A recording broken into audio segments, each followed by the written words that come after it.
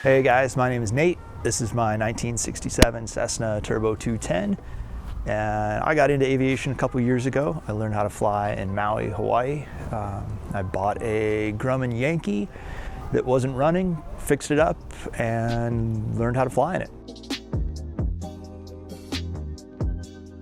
I've always been interested in aviation. I flew model planes as a kid, helicopters, whatever I get my hands on. No particular reason for wanting to fly other than I wanted to fly. And so I was just kind of looking around on Craigslist one day and found an airplane on a different island and flew over and looked at it, took my mechanic and gave it a quick little look, made the guy an offer and became an airplane owner. I had never flown. I didn't know anything about flying at that point. My first lesson was over to Oahu to look at the plane and figure out what was wrong with it. And then we'd fly over, work on it for a little bit, fly back home, get an hour each way lesson. And then we did that like 4 times. And the 4th flight, we got it running and everything was good to go. So we flew it home.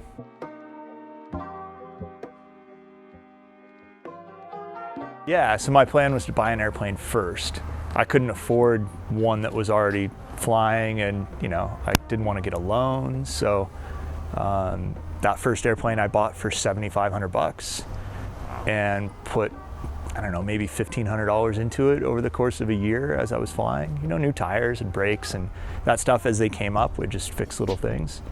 But I was looking at renting, was almost $300 an hour to rent an airplane with an instructor, and it cost me $30 an hour to fly my own plane and $60 an hour for the instructor. So for less than $100 an hour, I was able to fly. So I found my mechanic, who was also a CFI, first before I bought a plane. And I went down to my local airport and just kind of asked around. Spent some time down there just walking around, looking at hangars. You find somebody that's a mechanic and, I said, hey, can I talk to you a bit? Took him out to lunch, bought him lunch, just kind of like got to know him and said, hey, here's what I'm thinking of doing. I think I want to buy a plane and learn how to fly. I don't want to rent. And it's definitely, there's some risk and there's some challenges to buying a plane. When you first start out, you have no idea what you're looking at either. You don't know what to look for. You don't know what's good, what's bad. Aviation standards are way different than like looking at a used car. Yep. So spend some money and some time with your mechanic, have him look at things with you. Like I flew him over to Oahu and we looked at the airplane for a couple hours, and then flew home. There's a lot of risk to it because you don't really know, especially if you're buying something that's been sitting. But there's a lot of reward. I ended up, all of my costs for getting my license, so my plane, the fuel, the maintenance, my instruction, every single spent, my tie down, everything I spent on that plane cost me, including the plane, about $14,000. I had it for 2 years. I got my license in it, flew a lot for fun. I'd fly once a week. So all of that was $14,000. When I left the island, I sold that plane for $15,500. So I actually made a little money, got 100 hours, got my license, and everything paid for, and got a lot of experience along the way. My instructor was great. He was a 28,000 hour pilot, but I was his first 0-time student for years. He was mostly like IFR, commercial, ATP guys, and I actually filmed my second lesson with him with a GoPro because I was so overwhelmed. I couldn't remember what happened after the flight, and I wanted to go back and look at listen to the radio and look at how I was flying and learn from watching my own video. And I put it up on YouTube, and nobody, so I could show my parents, right, because they were in California. And I didn't really pay much attention to it. About 6 months later, people started commenting of hey, your instructor's a real jerk. Because he would tell me, he would just beat on the plane and be like, get down the center line. And I'm like, you never told me how to do that. I don't know what does what, just totally overwhelmed. And it took us a while to get in a rhythm and get that figured out. But you'll find looking through instructors and schools, there's vast different levels of education. And even your check ride, my check ride was really, really easy. And I've heard some other people, like, their check ride's a nightmare. So it all, you know, kind of plays together with where you're at. If you're in Southern California, it's probably going to be a little more difficult than if you're in Alaska or like in Hawaii, where it's a little more like country.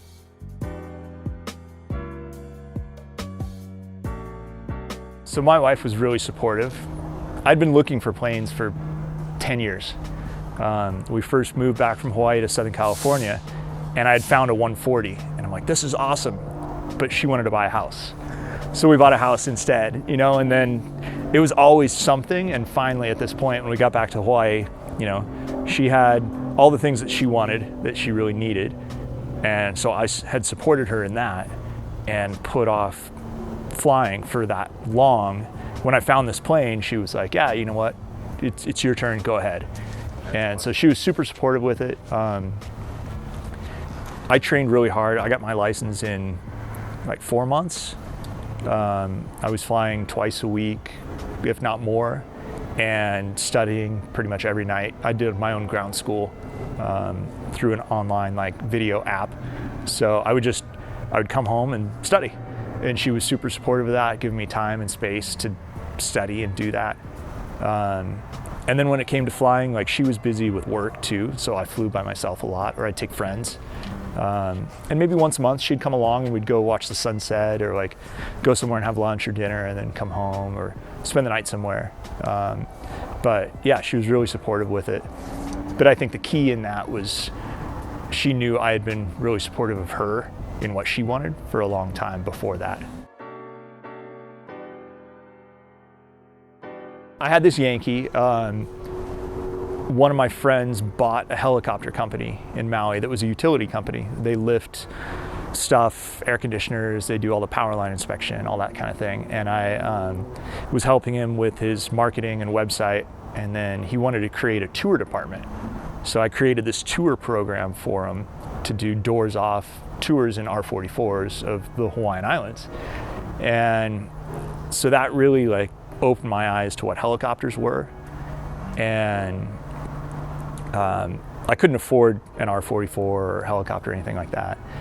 I ended up finding a Turbo 206 Cessna that had been sitting for a while and needed all new cylinders. So I bought that, put new cylinders on it, and at 60 hours I was flying a high performance, you know, 6-seater, which was a little crazy, but it's an airplane. It flies like any other airplane.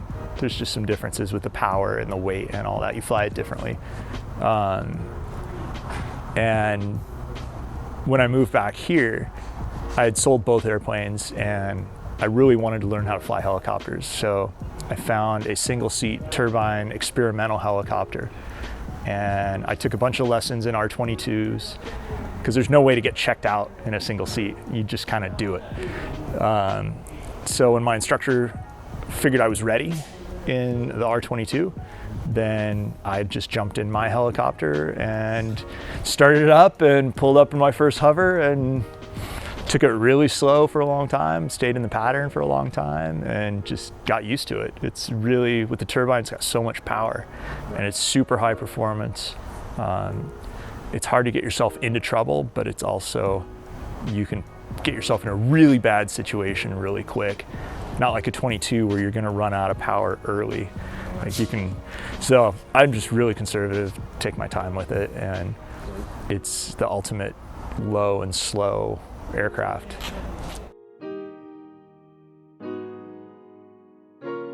So I'm always looking for an excuse to fly. I've been flying with this volunteer group out of Corona that delivers food and school supplies and medical supplies to the Navajo Indians kind of across Southwest US. And I saw this airplane sitting on the ramp, and it had just been sitting for a long time. Kind of asked around, nobody really knew the story about it. And one day I was driving by and I was talking to the head of this organization, and he's like, yeah, we got our 206, but you know, we need something else with 6 seats or more room and more capable load. And I said, you know what, there's a 210 that's been sitting on the ramp that I've kind of seen. And so I looked up the tail number, found the address, which just happened to be on my way home, and randomly stopped by the house and rang the doorbell. And this lady answered, and I said, hey, I'm curious about your airplane. And turns out her husband had passed away. It was his plane. He passed away 2 years earlier from ruptured aorta, just suddenly, and it was just gone and over with. And she couldn't really handle the airplane, and I can't even imagine going through all that. And so she just hadn't dealt with it for a couple years. And she said, it's amazing. I woke up this morning and said, I need to do something with Robert's airplane. And here you are hours later knocking on my door asking about the airplane. So at that point she goes, I'd love to sell it to you. And we have a loan on it, and all I want is for that to be paid off and someone to take care of it. What I've seen with a couple of these like nonprofit organizations that own their own airplane is they have the burden of maintenance and storage, and it really ends up being kind of an underutilized asset. I met another gentleman who kind of helps with this group, and he and his wife do sex traffic rescues out of Texas.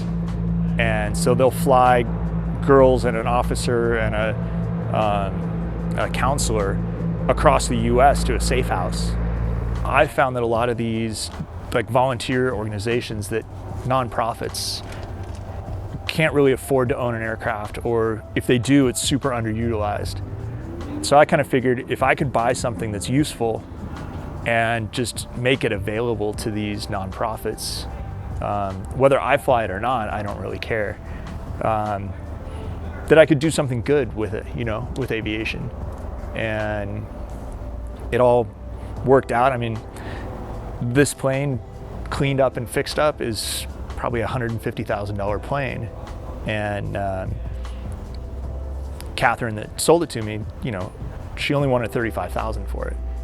And it wasn't running, it had been sat for a while, and there was a spar AD, so I checked it out really good, got the spar AD done, and gave her the money, and it's here in the shop in Annual and almost done, probably be flying this weekend. And then it'll live here or maybe live in Corona, and any one of these, half a dozen groups can call me and say, hey, we need to do XYZ with this on this date, and we'll just make it happen, because there's a lot of good and a lot of people that there's an opportunity to, help people. Right. And so hopefully something good comes out of it. That's awesome, man. And if nothing else, I had a great project.